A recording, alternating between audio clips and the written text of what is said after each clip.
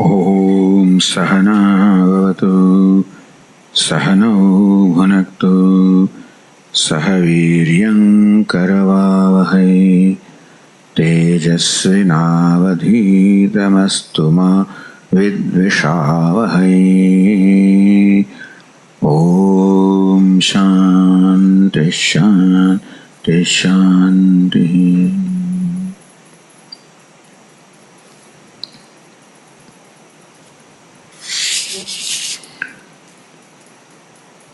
Gata sangasya muktasya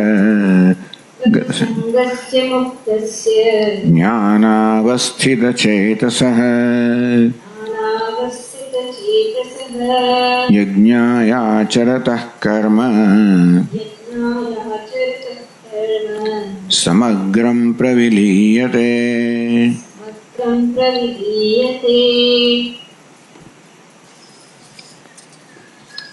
So the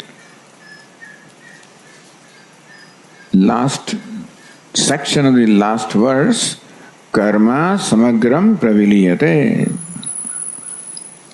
Karma disappears completely.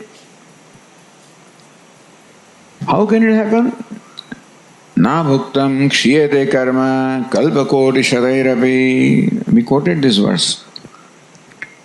Abhuktam karma, karma na kshiyate abhuktam. Karma will not disappear, will not get destroyed until its result is experienced. Kalpa koti shatairapi avashyameva bhoktavam krutam karma subhashubham. Whatever karma we have done, shubha or ashubha, avashyam bhoktavyam, the result has to be experienced. This is the law of karma, of cause and effect. Nothing big, no big deal about it. Karma is the cause, karma phala is the effect, and cause creates an effect. The rule is that the one who has performed the karma is the one who has to experience also the result of the karma.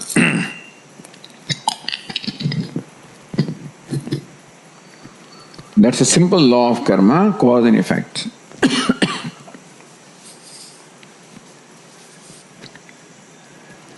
What's the simple law of karma? That number one, the effect is in keeping with the cause, so karma phala is in keeping with karma, number one. But importantly, number two is that one who is karta, one who has performed the karma becomes bhokta. He is the one who has to experience the outcome. So this is what explains the chain of birth and death. This is what explains the rebirth. We'll call it reincarnation, rebirth. That I performed many actions during this lifetime, and many of them may remain unfulfilled, meaning that unexperienced. This karma is like a seed. And seed will give fruit depending on the kind of seed. And so also the karma may give rise to its result of phala depending on kind of karma. It's quite likely that I may have performed many actions which may yield outcome beyond my lifetime. In which case I have to take another birth or a series of births to experience the result of the karma. This is the logic behind the rebirth. Logic behind past birth and logic behind the rebirth. What's the logic behind past birth? That the present is a product of past. That I was born, that I am born with this body, mind, sense complex. I am born with certain characteristics, samskaras. All of this is because of the past history. So I must have performed the karma which would have resulted into what I am right now and the situation I am facing right now or throughout the life. Karma or prarabdha decides the lifespan, decides the circumstances in the life. And the karma that I perform in this life will again therefore require me to take another birth to experience the result of the karma I perform now. So this is the logic behind the sequence of birth and death. So law of karma implies not only the cause and effect, not only that the one who performs action is the one who experiences the results, but also that I must take another embodiment to experience the results. That's how necessitated. So karma performed now will in all probability necessitate me to take another birth to experience the result of this karma.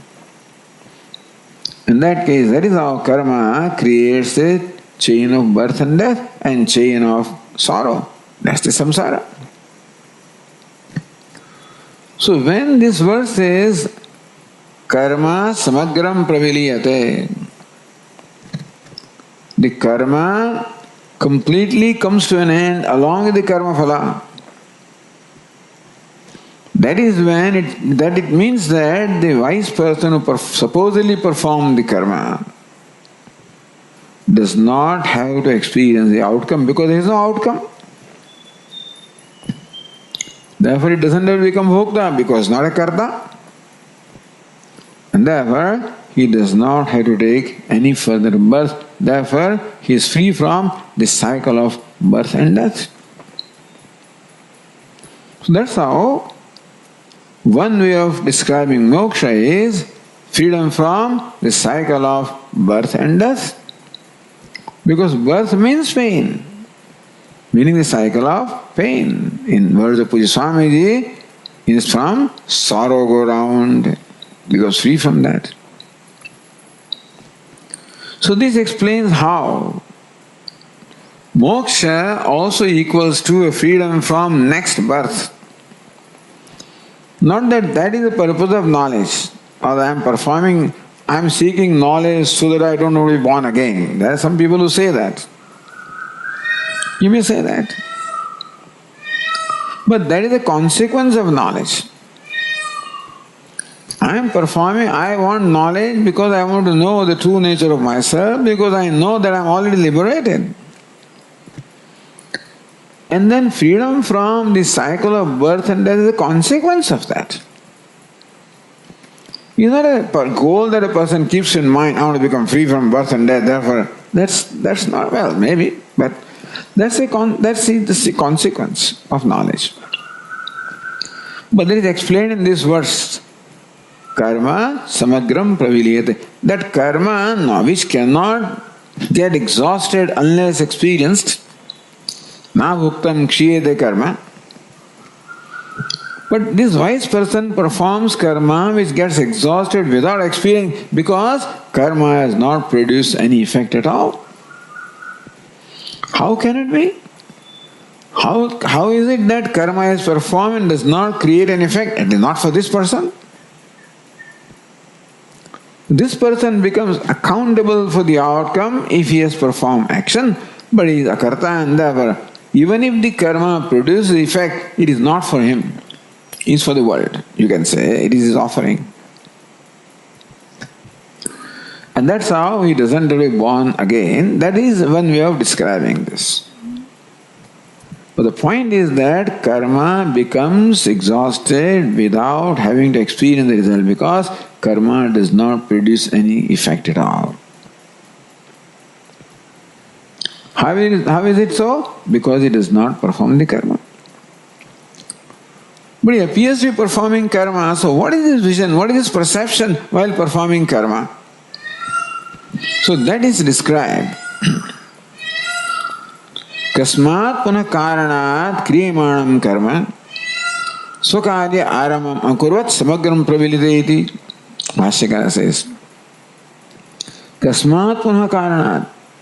Again, for what reason again? For what reason? Kriyamanam karma. The action that is being performed by this wise person. Swakarya aramam akurvat. Without producing the karya, without producing the effect, praviliyate, becomes exhausted without producing effect. For what? Because of what reason? If that's a question, then Uchyate, this verse 24 is an answer to this question, you can say. Tat kana uchchedar. Because there is uchcheda. The reason why the karma is destroyed, because there is no cause of that karma. The karma does not produce effect because there is no cause of karma. This karma is not a cause. A cause produces effect. This karma is not a cause. Why? Because it is not produced. It is not performed. How come it is not performed? Because of the vision of the wise person. So what's the vision of a wise person while performing karma is described in the verse number 24. Brahmarpanam brahmahavihi brahmadnau brahmanahutam brahmaiva tena gantavyam brahma karma samadhina. Normally it's a Hari Om, normally you would say, because this is a verse that is recited before commencing the meals. Or Shuddhatmaji would chant this verse in the dining hall, the food is all served, this verse is chanted, and then we can begin our meal. That also will tell you why this verse is chanted. But what does the verse mean? This verse reveals the vision of the wise person. What's the vision? Vision is Sarvam Khalvidam Brahma. What is Brahman? As Pujya Swami said, what is Ishvara? Or the Upanishad says, what is Brahman? Sarvam Khalu Idam Brahma. Idam Sarvam Brahma. All of this indeed is Brahman. Whatever it is Brahman. Isha Vasam Idam Sarvam Yat Kenchit. Whatever it is Brahman, is manifestation of Brahman. Brahman manifesting in these names and forms. What is Brahman? Asti Bhati Priyam.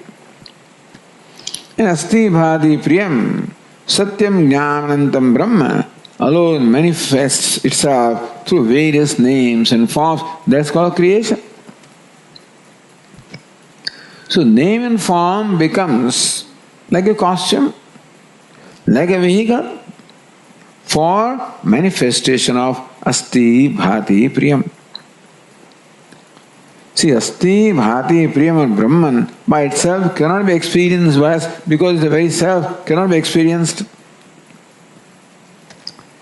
The name and form also cannot be experienced by itself because it doesn't have existence of its own. When there is union of these two, Asti Bhati Priyam and name and form, then they become the object of experience. The Asti Bhati Priyam is experienced when associated with name and form, and name and form is experienced when associated with Asti Bhati Priyam. So what we have, this whole world, Upanishad says, Sarvam Khalvidam Brahma, all this is Brahma, all names and forms manifest Brahma alone. So what is the manifestation of Brahma? Brahman has become the object of our experience. We are experiencing. So what we are experiencing is Brahman. Although to us perhaps what we are experiencing are names and forms. Because names and forms alone can be experienced by sense organs and mind, true. The mind and the sense organs only have reached up to name and form. And usually a person thinks that is what it is, that's the ultimate reality. But names and forms do not enjoy reality of their own. They enjoy a reality, a tangibility, a usefulness, an existence. because of Asti Bhati Priyam. Brahman which is Asti Bhati Priyam or Satyam Jnanantam. It provides Asti to name and form, therefore names and forms enjoy existence. Provides Bhati to name and form, therefore names and forms shine in our consciousness. Priyam provides usefulness, makes everything potentially a source of happiness. That's because of Brahman. The name and form is because Brahman is. The name and form shines in my awareness because Brahman shines in my awareness. And name and form gives me happiness because Brahman gives me happiness. That Brahman again is not separate from me. Ekameva dvitiyam, in fact, that Brahman is my own self. So you can say that Brahman shines the universe, or the self, Pratyagatma, shines the universe. That is what is said by the Mahavakya, Tattvamasi, that thou art. Now you, who is Pratyagatma, the innermost self, is Brahman, non-dual Brahman, that's what you are. So what is Brahman, what is Ishvara, what is self? This is the reality that Vedanta reveals.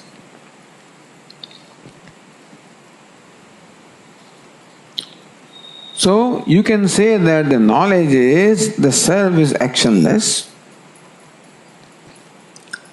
It also means the self is Brahman. Asti Bhati Priyam Satchit Ananda. And what is also is Brahman, because what is manifestation of Satchit Ananda. It's all Ananda that manifests. The Upanishad says, Ananda devakal vimani bhutani jayante anandena jatani jivanti anandam prayanti avisam vishanti. Sir, all bhutani, imani bhutani, all these beings, the sentient, insentient, all of these are born of Ananda. They remain in Ananda. They always travel towards Ananda. They merge into Ananda. They are manifestation of Ananda. Or Sadeva Swami Idamagrasit Aitadatmavidam Sarvam. That is all born of Sat, and Sat is the Atma of all of this. Sometimes called it Ananda, sometimes called Sat. Atmava idamake vagrasi. All of this was Atma. So all of this was Sat before its creation. All of this was Atma before its creation. Ananda. Sometimes Sat, sometimes Chit, sometimes Ananda. So what is that alone? And that is the self. That's the reality. The wise person knows this reality, knows himself as nothing but Asti Bhati Priyam. There is no action in Asti Bhati Priyam. In being there is no action. In shining there is no action. In fullness there is no action. Understand? Asti means just being. Being doesn't require anything to be. There is no action involved in being. No action involved in shining, you know. Because to be is my nature, to shine is my nature. No action involved in Purnatvam, fullness or Ananda, because that's the nature. That's the reason why the self is actionless. For being, for shining, for fullness, that being the very nature doesn't require any action for that to be. And therefore, when I see myself as just being Sat, self-shining Chit, self-sufficient Ananda, there is no action involved there. So when I see therefore I see myself as actionless. So actionless means Satchidananda, means Asti Bhati Priyam. So I am Asti Bhati Priyam, and what is nothing but the manifestation of Asti Bhati Priyam. So this is also the vision of a wise person. When the wise person sees the actionless self in the action, means sees himself as Satchidananda, sees everything as Satchidananda, as his own self, manifestation of Brahman. So that vision of the wise person is described in this verse. Lord Krishna, in fact, describes his vision in the context of yajna. Because yajna is the most exalted contribution of Vedas. Vedas, in fact, all center around yajna. That's the main theme of the Vedas. And therefore, yajna is the most exalted thing. And therefore, to praise this knowledge, Lord Krishna now wants to praise the knowledge. And the knowledge can be praised in many ways. Here, the knowledge is praised by comparing it with yajna. Because yajna, or a sacrificial ritual, a ritual performed as an offering to devatas, in the Vedas, that is a very auspicious and very exalted thing. And therefore, by equating the knowledge with yajna, Lord Krishna is saying that the knowledge also is most exalted. So, Brahma Jnanam is praised here by equating it with yajna. Yajna is not praised. It is the Brahma Jnanam, the self-knowledge, that is praised by equating it with yajna. So what is the yajna? Yajna is, we are very familiar with yajna. It translates sacrificial ritual. Typically, there is a Vedi in which the fire is kindled and offerings are made into fire by invoking the devatas. So what is yajna basically? Is making an offering to the devata. So devata is the recipient. Although physically it may appear that you are throwing something in the fire. Because many people look upon yajna as just throwing things in fire and turning into ashes and wasting things. What are you doing? Here I am not here to in any way promote yajna or anything, but then that is not the thing here. We are not wasting things, we are not burning them. We are offering them to the devata. Well, devatas are different manifestations of Ishvara. Vedic times, the devatas were, Indra was devata, Varuna was devata, Vayu was devata, Prajapati was devata, Aditya was devata. All manifestations of Ishvara. Chandrama manaso jataha, Chaksho suryo ajayata, Mukhadindas chagnischa, Pranad vayurjayata.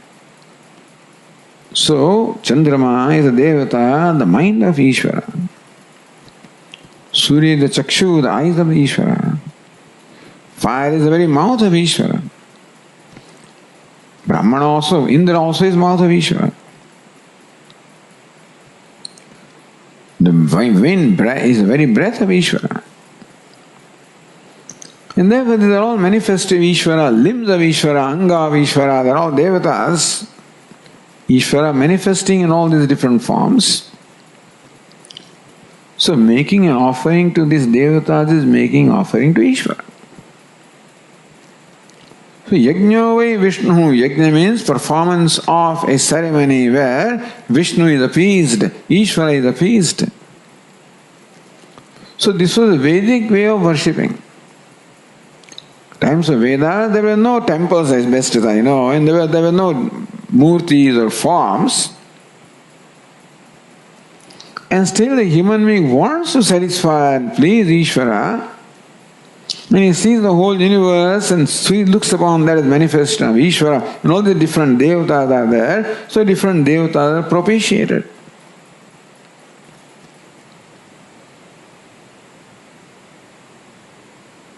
So that's what the third chapter also describes. Devan bhavayatanena te devaha bhavayantuvaha. Sayajna praja srishtva purovacha prajapatihi anena prasavishyadvam. So yajna was created along with human beings, and Prajapati said that may you perform the yajna and may you prosper. May that become a wish-fulfilling cow for you. With the yajna performed with desire may attain the material prosperity. And same yajna performed without desire may become the means for you to attain the ultimate prosperity, moksha. So yajna is the holiest thing in the Vedas. And it is an act of propitiating devatas. So in fire, so you kindle the fire and invoke the devata by reciting mantras and make an offering to the devata. Indraya swaha, Prajapate swaha, Agne swaha, Adityaya swaha. Swaha is a mantra that, while you offer to the devatas.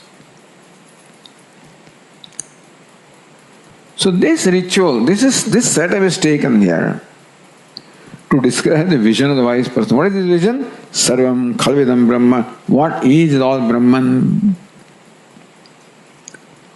So rather than saying what is this Brahman, Lord Krishna says that what is involved in yajna is Brahman. Lord Krishna could have easily said, what is this Brahman? That's the vision of wise person. But here Lord Krishna says the whole yajna is Brahman for the wise person for equating the vision, the Brahma Jnana of his yajna to praise that thing. Any action requires what we call the karakas or accessories. We know that in grammar, in Sanskrit grammar, there are 8 cases. First case is called karta, the doer.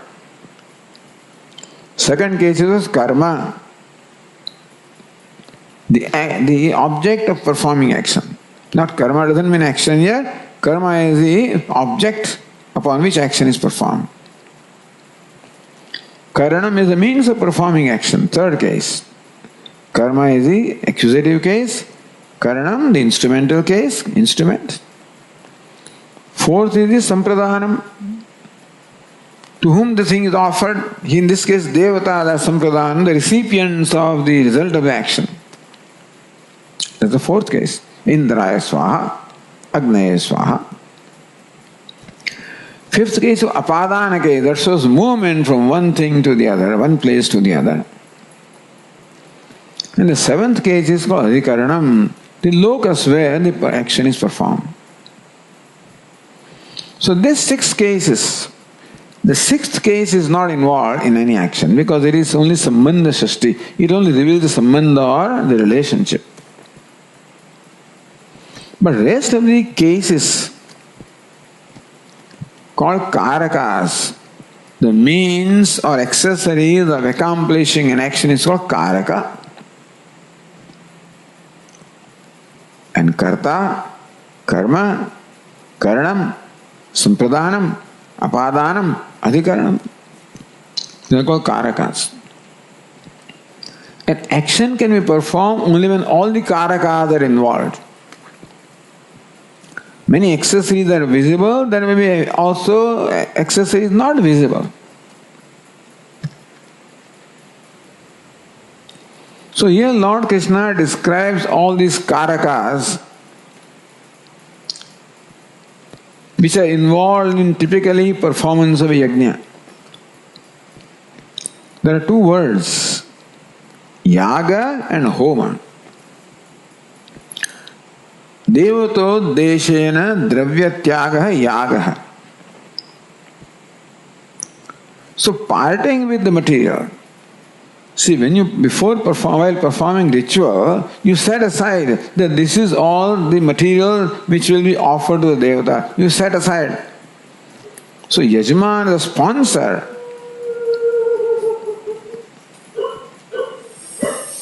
called Yajman, the sponsor, he in fact gives away this material for offering to devata. That's called tyaga.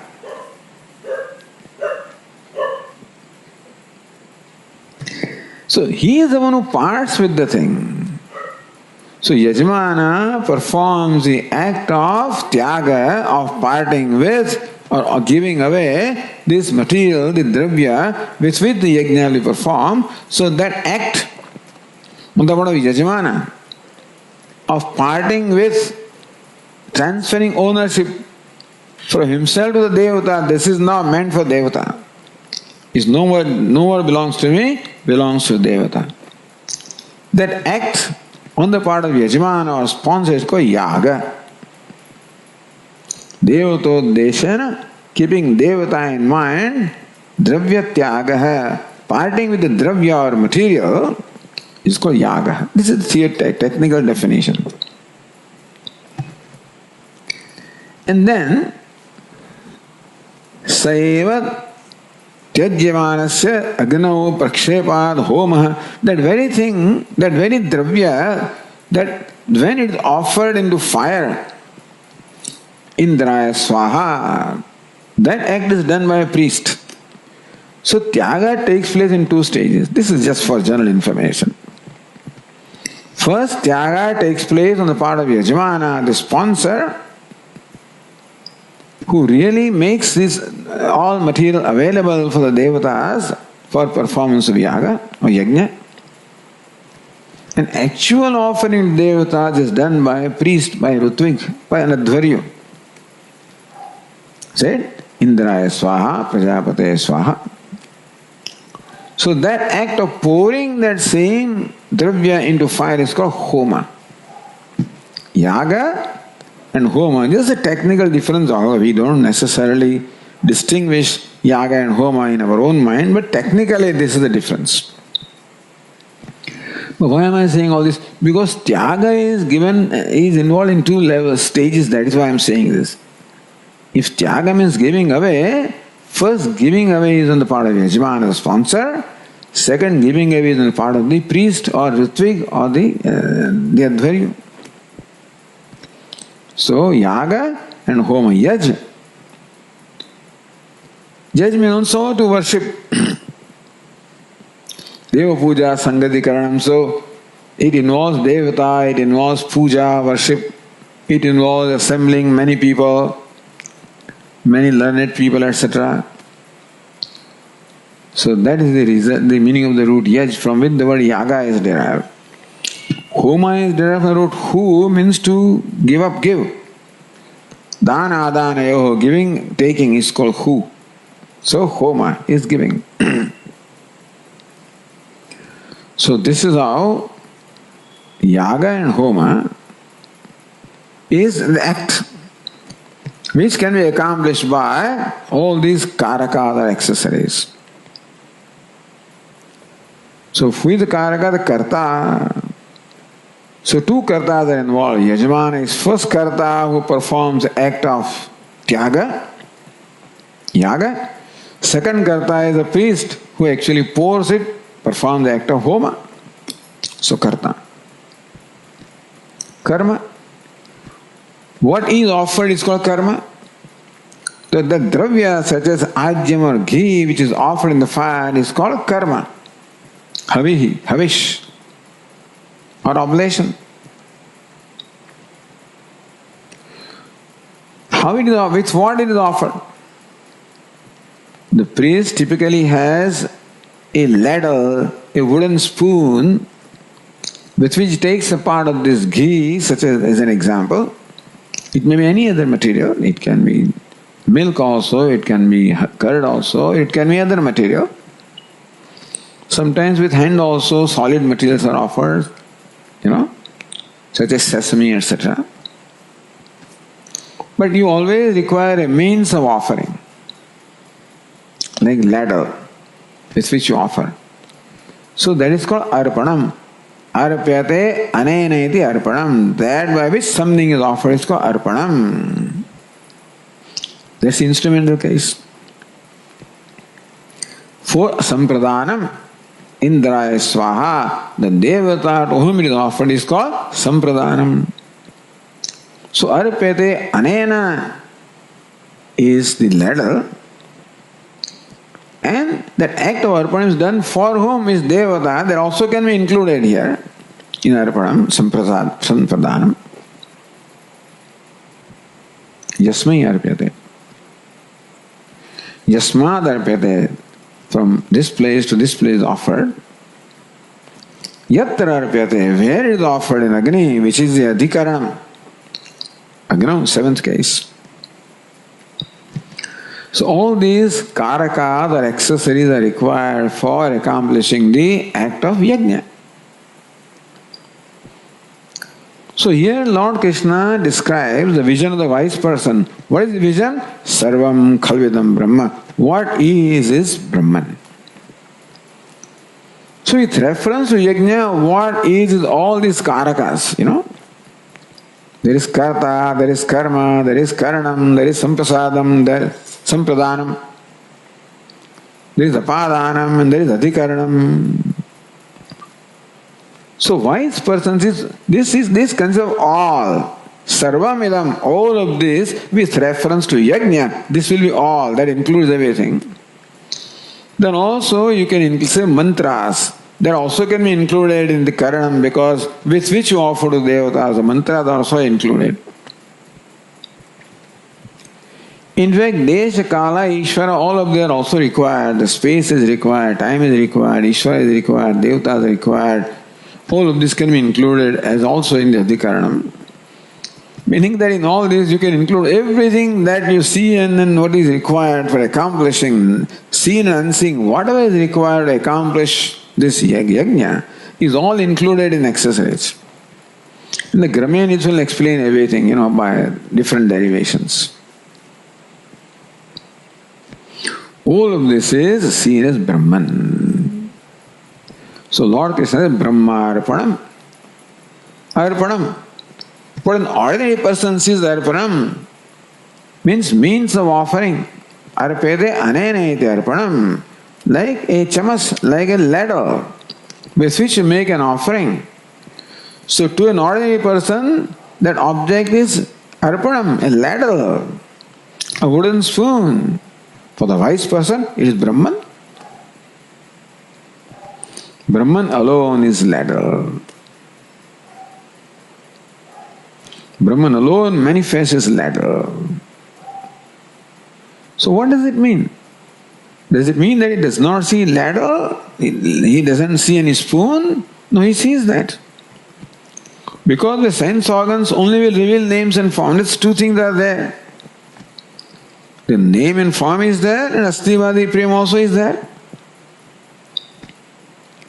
We see only name and form and fail to see Astivadi Priyam. That's the only difference between the wise and otherwise person. Whether a person is wise or not, all the five are involved, because name and form cannot be unless Astivadi Priyam is there. But since we take name and form as a reality, we fail to appreciate that Astivadi Prem is what in fact provides the existence and satta, sfurti to that name and form. So that is called wisdom, where you see that the reality is Astivadi Priyam. Nama-rupa is not the reality. What's the reality? Astivadi Priyam. Satyam Jnananandam. Sachit Ananda. And that's a self, understand? So, therefore, the wise person has his viveka, discrimination, The name and form belong to one reality, which is what you perceive or objectify. At the same time, there is Asti Bhadi as the very Pratyekatma, as the very self. So wise person appreciates both of these simultaneously. He appreciates Brahman in the very self, manifesting in the name and form. So what is Arpanam? What is the ladle? A name and form, which is the means of manifestation of Brahman, the self, Asti Bhadi Priyam. So wise person also appreciates the ladle as we do. But whereas we may fail to appreciate the fact that it reveals Asti Bhadi Priyam also, he does not miss that fact. He sees Asti Bhadi as his own self. So either you say Sarvam Khalvidam Brahma, or all of this is Atma alone. Brahma Arpanam. Arpanam, that ladle is an example. It is nothing but Brahman. Brahma Havihi. Havish means the dravya or the material that is offered, oblation, such as ghee or clarified butter, which is poured in the parat. So, what is Havihi? What is oblation? What is the material offered? It can be ghee, it can be milk, it can be curd, it can be sesame, it can be any number of dravyas. Payasam, all kinds of things are there. Depending on devatas, different devatas are different, you offer different materials to different devatas. To Ganapati you offer modaka. To Devi you offer payasam. To Lord Vishnu you offer black sesame, and so forth. Whatever that havish is, whatever that oblation is, wise person appreciates that, of course, with his sense organs, but appreciates that is simply the medium of manifestation of Brahman, the self, Asti Bhadi Priyam. Brahma Havihi. Brahman alone is Havihi. Brahman alone is the oblation, the material that is being offered. Brahma Agnau, seventh case. Agnau, Adhikaranam, Adhikarana Saptami. Where it is offered. Where is the seventh case? Agni, the fire. So fire, where or into which all this offering is made, also is Brahman. Brahmagnau. That is a samasa, by the way. Brahma Arpanam are two words. Brahma Arpanam. Brahma Havihi, two words. Brahma is Havihi. Brahmagnau, Brahman, that is Agni. That's a samasa. Brahma eva Agni, meaning that he says Agni, the fire where offerings are made, also is Brahman. Brahmana, Hutam, Brahmana, by Brahman. This is actually, by Brahman it is said Hutam. So this third case is Karmani, Karmani, therefore actually it only reveals Karta. One by whom the offering is made. Meaning the offerer also is Brahman, Brahmana, Hutam. The Hutam, what is the offering also is Brahmana, is made by Brahman. Meaning that one who makes the offering also is Brahman. The offerer also is Brahman. The Yajamana is his offerer is Brahman. The Rutvik also is Brahman. Hutam, the act of offering, the whole act, also the Kriya also is Brahman. So Karakas also are Brahman and Kriya also is Brahman. Brahmana Hutam, Hutam also is Brahman. So although Brahmana Hutam means offered by Brahman, but say offerer also is Brahman and Hutam also is Brahman. That's how the verse is explained. So Karakas or all accessories are Brahman. Hutam, the Kriya, the act of offering also is Brahman. So Brahmana, Karaka, the Karta also is Brahman. Havihi, Karma also is Brahman. Arpanam, Karanam also is Brahman. And you understand Devata to whom is offered also is Brahman. That also can be included as Arpanam. To whom the offering is made. Agni Adhikarana also is Brahman. And the movement also is Brahman. Kriya also is Brahman.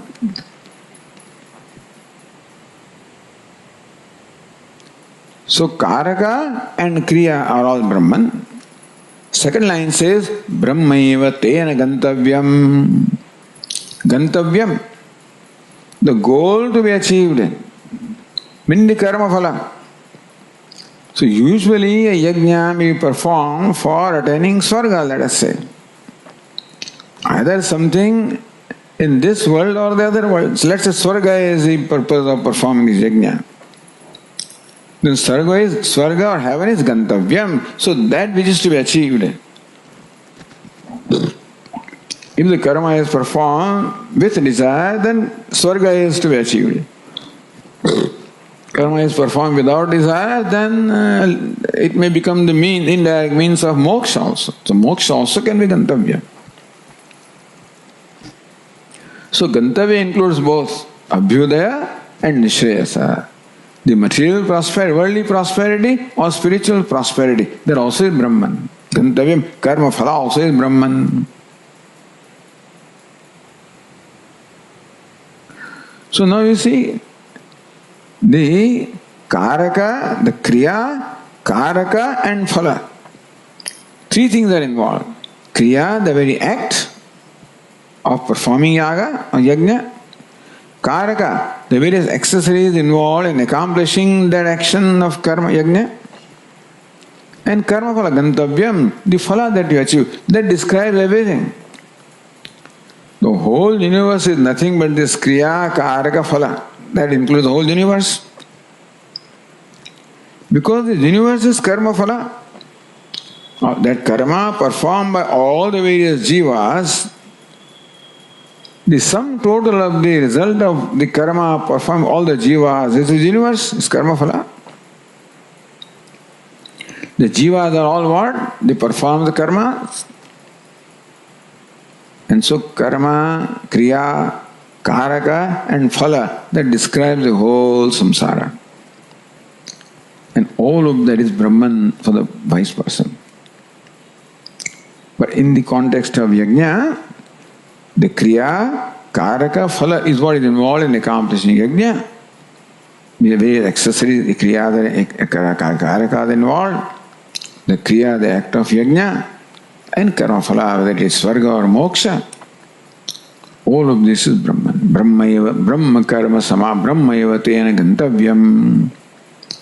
So by the one who sees all of this as Brahman, the example that Bhashyakara gives is the Shuktika Rajatam. What is a Shuktika or a shell? And an ignorant person may see that as silver. But when you then realize that what I thought was silver is really nothing but Shuktika. Similarly, all of these names and forms, all of these are projections, and what is there as a substratum is nothing but Brahman, the very self. Brahmaiva tena gantavyam. The gantavyam, karma phala also is Brahma alone. Brahma karma samadhina. So, again, Brahma karma samadhina, hutam. All this havan takes place by Brahma karma samadhina. Brahmana hutam. Brahma karma samadhina hutam. Who is the one performing this whole homa or the Brahma karma samadhi? Explains here that Brahma itself is karma. And samadhi is total concentration of focus. Meaning the one whose mind is totally focused upon seeing the whole karma as Brahman. For whom Brahman alone is karma. In whose mind or perception, what is this Brahma? It's called Brahma karma samadhi. Who sees karma as Brahman, who sees everything as Brahman. So while performing this action, suppose a wise person performs the action, yajnaya acharatah karma. See, earlier verse said, yajnaya acharatah karma samagram praviliyate. Then we said that yajna can mean an action performed in the spirit of yajna or self-offering. Well, yajna can also mean an act of yajna or the sacrificial ritual. So if a wise person such as King Janaka performed this yajna, then what is his vision? What is Brahman? Samagram praviliyate, that karma, Brahma karma samadhina. One whose samadhi, one whose mind is only focused upon Brahman. Because for him the arpanam also is Brahman, Havihi also is Brahman, Agni also is Brahman, the act also is Brahman, the offerer also is Brahman, the outcome also is Brahman. That's called Brahma Karma Samadhi, who sees everything as Brahman. For a wise person, the karma phala also is Brahman. Therefore, there is no separate existence of karma apart from Brahman. No separate existence of karma phala apart from Brahman. Nothing exists separate from Brahman. What is Brahman? Therefore, the karma was not there to begin with. There is no question of destroying something which was there. It's not that the karma which was there becomes destroyed, although it is said, Samagram praviliyate, the whole karma becomes destroyed. No, it was not there to begin with. What was there was Brahman. And what remains is Brahman. So nothing was created, nothing is destroyed as far as the wise person is concerned. But this is said this way, that his action does not produce result. It is from the standpoint of the onlookers. So Bhashyakara explains that the reason for this verse is to extol Brahma Jnanam, to extol the knowledge by equating this knowledge with yajna. Because yajna is already accepted as most exalted. And by equating jnanam, Brahma Jnana of yajna, Brahma Jnana also is here extolled, is praised. Then we will come to this discussion also, why do we chant this verse, Swami, before commencing meals? Brahma Arpanam, Brahmavi, Brahmagnau. A common question. And why do we chant 15 chapters, Swamiji, before beginning meals? So, that also can be explained in the context of this verse. A few verses of 15 chapter are relevant in this context. Well, Lord Krishna says, Pushnami chas ausadihi somo bhutva rasatmakaha Pushnami chausadi sarvaha somo bhutva rasatmakaha. In the 15th chapter, in the verses 12 to 15, those 4 verses, Lord Krishna describes how He alone is in all the vyavahara, in all the transactions that take place. He is the very basis of everything. Here, Arjuna, the light that you see in the sun and the moon and fire, know it to be my light. Meaning that it's because of I who shine the sun and moon and fire. No, they shine because of me. And I make all that possible.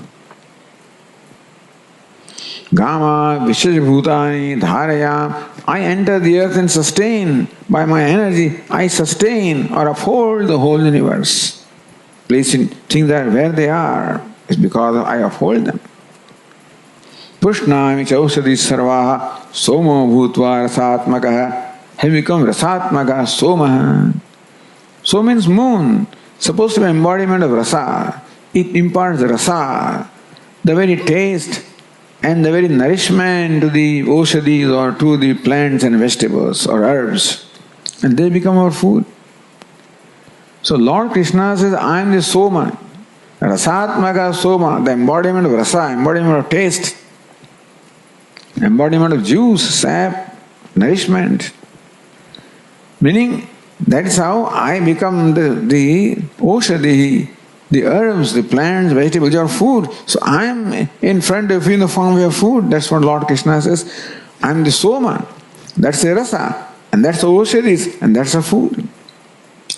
So Lord Krishna says there in 15th chapter that I am in manifest as your food in your plate. And then also says that I am the very consumer of food. Aham Vaishvanaro Bhutva Pranyanam Dehamashira. I am the very digestive fire who digests the food that is offered. So, supposedly there is fire in our stomach called Vaishvanara or digestive fire. Vaishvanara Bhutva, becoming digestive fire. I digest all kinds of food.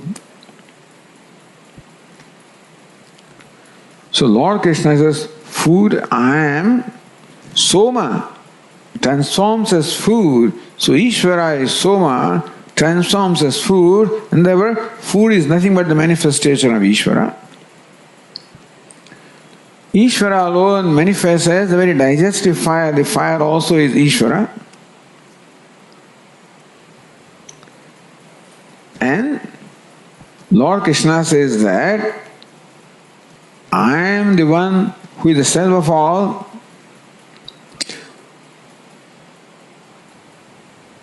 Sarvasya chaham rudi sannivishtaha. Aham sarvasya rudi sannivishtaha. I have entered the heart of all the beings. That means that I am the very self of all the beings. Which means the one who is eating also I am. So eater also is Brahman, Ishvara. What is eaten also is Ishvara, Brahman. And the fire where all is offered also is Brahman. So now we can look upon this whole process of eating food, bhojanam, as a very yajna. So we saw that what is yajna?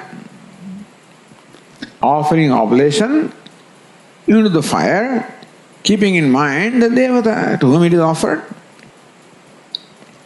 So all that setup is available now, exists in this act of the eating the food, bhojanam, where the food is Brahman, the fire is Brahman, and the eater also is Brahman, because self of all is Brahman, digestive fire also is Brahman, the food also is Brahman. So what do? We take a morsel of food in our fingers, put it in the mouth, masticate it, it goes to stomach, where it is digested. And so we can imagine or visualize or have the bhavana, we can have this attitude that I am taking a morsel of food which is like the Havihi oblation. What is offered to fire is Havihi oblation. Fire is right here, digestive fire. So this morsel of food that I take and put in my mouth is equivalent to offering oblation to the fire. The food, of course, is Brahman. So Brahma Havihi, Havish is Brahman. Brahmagana, the Agni to which the food is offered, is also Brahman. Brahmana Hutam, the one who offers all of this, eater, also is Brahman, because the Lord alone has entered the hearts of all and is the self of all. Brahmarpanam. We take this morsel of food with the fingers. Now, when the food is consumed by us, that food gets transformed as a very nourishment, energy, rasa, as Ayurveda will explain. And that pervades the entire body, and that's how the whole body is called Anna-rasa. Is nothing but modification of, it's Annamaya Kosha, Annamaya, or Anna-rasa, modification of Anna-rasa. So this body is nothing but manifestation of food really. The food, Anna becomes rasa, and rasa becomes his body. So if food is Brahman, then Anna rasa also is Brahman. So body also is Brahman. Therefore the fingers with which I take the food also is Brahman. So Arpanam, I take the food with my fingers and offer it, so this fingers also is nothing but Brahman. Because it's modification of food. So Brahma Arpanam, the Arpanam also is Brahman. Brahma Havihi, Havish or the morsel of food also is Brahman. Brahmagno, Agni, digestive fire offered also is Brahman. Brahmanahutam, the one who is offering this, eating also is Brahman. Brahma karma, this is the vision that one has while even eating the food. Then that process of eating itself becomes a yajna, becomes an act of worship, becomes a means of meditation on Brahman. If you can do that, Brahma karma samadhina, Brahma evatena gantavyam, then gantavyam, the result also is Brahman alone. And therefore, this verse or this mantra is chanted before taking the meal.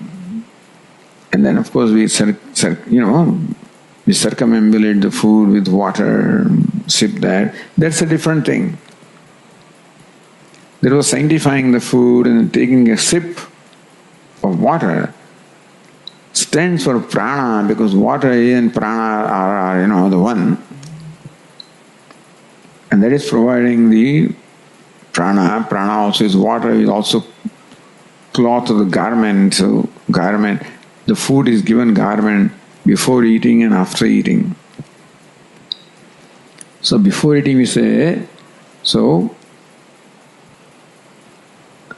amrutopastaranamasi, amrutam, the ambrosia as water is offered. Amruta apidhanamasi, then you cover with amrutam also. Now that's a different matter. But just for information, this is what a Brahmana chants. Amrutopastaranamasi. And then Amruta Vidhanamasi. And before that also they take morsels, the Pranaya Swaha, Apanaya Swaha, Vyanaya Swaha, Udaya Swaha, Samanaya Swaha, Brahmana Swaha, or Pranaya Swaha, Apanaya Swaha. So whole process is made a religious or a process, or a spiritual process if you want. What makes it religious, spiritual is the perception, is the vision or the attitude that we have. And therefore, to transform this act of eating to an act of worship or an action of yajna as a means of meditation or contemplation upon Brahman is ideally the purpose of reciting this verse before eating the meals and chanting 15th chapter, because there are those verses where Lord Krishna says, I am the very food, I am the very digestive fire, I am the one who offers. And that's how different karakas, accessories, Lord Krishna described all these karakas, his own self, with his 4th verse says. And that is how we can say that what is Brahman, what is Ishvara. And with that vision of whatever we can think of, while eating the food, but then that process can be transformed into a spiritual process. Or in 15th chapter we see, Shankaracharya also says that Lord Krishna's I am digestive fire called Agni I am. The food is called Soma, what is consumed Soma, food also I am. So consumer Agni also is Ishvara. Consume the food Soma also is Ishvara. And one who has this vision in mind, when that person eats the food, all the dosha, the defect that may possibly involve the food also, they do not affect this person. So all of that is involved in chanting 15th chapter and this verse 24th for the 4th chapter before eating the meals. Om. Om Purnamadah Purnamidam Purnat Purnamudachyate Purnasya Purnamadaya Purnameva Vashishyate. Om शांति शांति शांति। शंकरं शंकराचार्यं केशवं बादरायणं सूत्रभाष्यकृतौ वन्दे भगवन्तौ पुनः पुनः। ईश्वरो गुरुरात्मेति मूर्तिभेदविभागिने व्योमवद्व्याप्तदेहाय दक्षिणामूर्तये नमः। ओम शांति शांति शांति। हरि ओम। श्री गुरुभ्यो नमः। हरि ओम।